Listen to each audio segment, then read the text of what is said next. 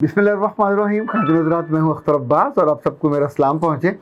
पिछले दिनों जब मैं कराची गया था तो लाहौर एयरपोर्ट पे प्लेटफॉर्म से 4 नंबर प्लेटफॉर्म पे जाने के लिए बीच में स्टेयर्स आती हैं, पुल है बड़ा सारा। तो एक दो कुली मेरे पास आए, उन्होंने कहा हम आपका सामान उठा लेते हैं। तो मैंने कहा ओके। मैंने उनसे जो रेट था वो तय किया।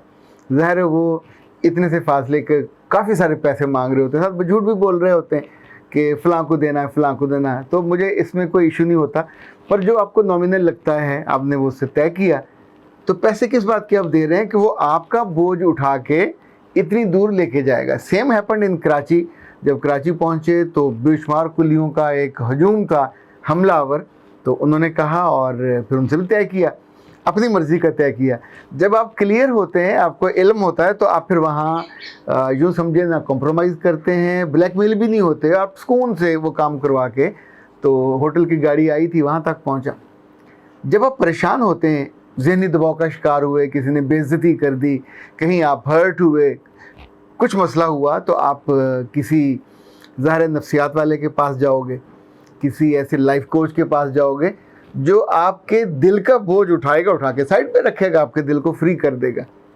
आपके दिल में तकलीफ़ हो, आपकी रूह में तकलीफ़ हो, तो हर एक अलग अलग मौलज के पास जाते हो, मशवरा करते हो।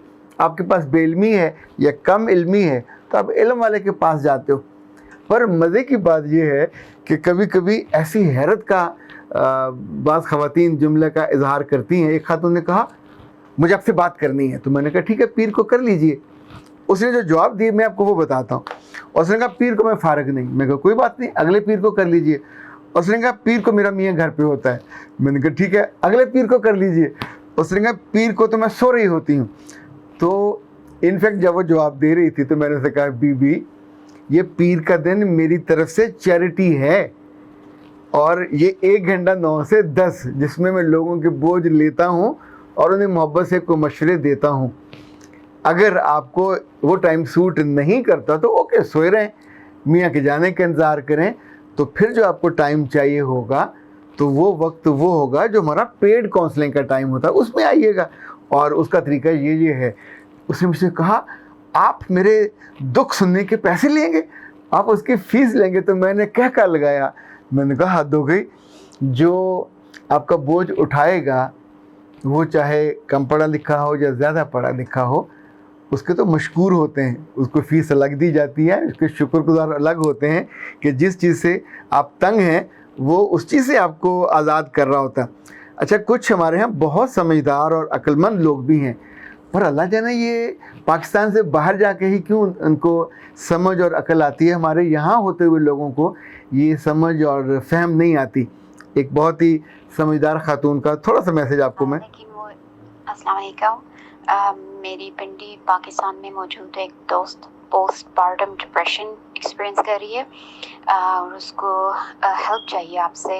मैं उसका एक सेशन आपके साथ अरेंज करना चाह रही हूँ ताकि उसकी कुछ मदद हो सके। अच्छा, ये खातून ऑस्ट्रेलिया में है, बैरून मुल्क हैं, वहाँ से अपनी किसी दोस्त को हेल्प करना चाहती हैं। That's love. वहाँ बैठ के वो जानती है कि उसे कैसे हेल्प आउट किया जा सकता है। हम आमतौर पे सूखे सड़े मशवरे दे के अगली बंदी को और भी परेशान कर देते हैं। जो पोस्ट पार्टम है ये बहुत ज़रूरी है, बड़ा क्रूशल होता है।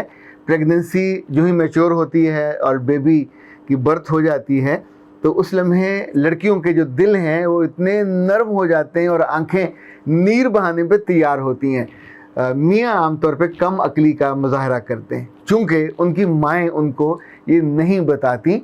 और माँ सिंपल एक जुमला कहती है, असवी तक की तसी साढ़े नाल भी होया सी। वो बेचारी जो ज़िंदगी में पहली दफ़ा माँ बनी है, उसका पूरा बॉडी स्ट्रक्चर बदला है, वो मौत को टच करके आई है। उसने कभी जो चीज़ें सोची थी वैसा नहीं हुआ, उससे मुख्तलिफ हुआ।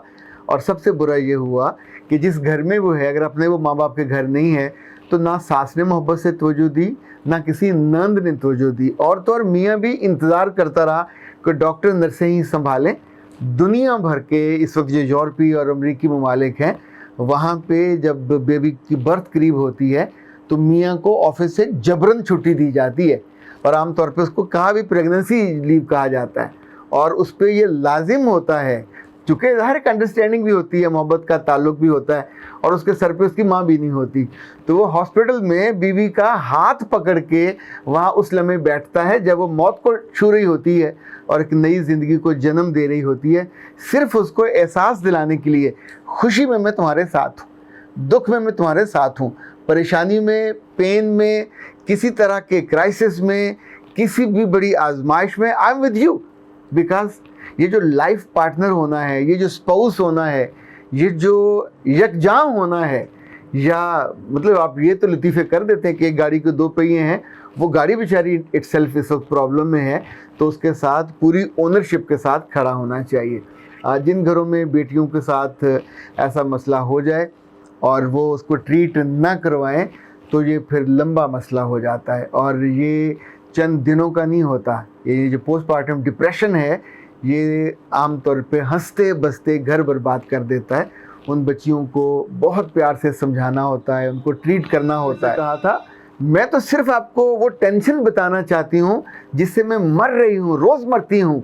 تو آف کورس جو ٹینشن آپ کو روز مارتی ہے, اس ٹینشن کو آپ کے یا آپ کے کسی پیارے کے دل سے اتارنے کے لیے آپ اگر قریبی کسی قصبے میں اور شہر میں ہیں تو وہاں کوئی نہ کوئی ڈاکٹر ہوگا, پر ڈاکٹر وہ ڈھونڈیے گا جو جنرل پریکٹیشنر نہ ہو, جو مہربان سا ہو.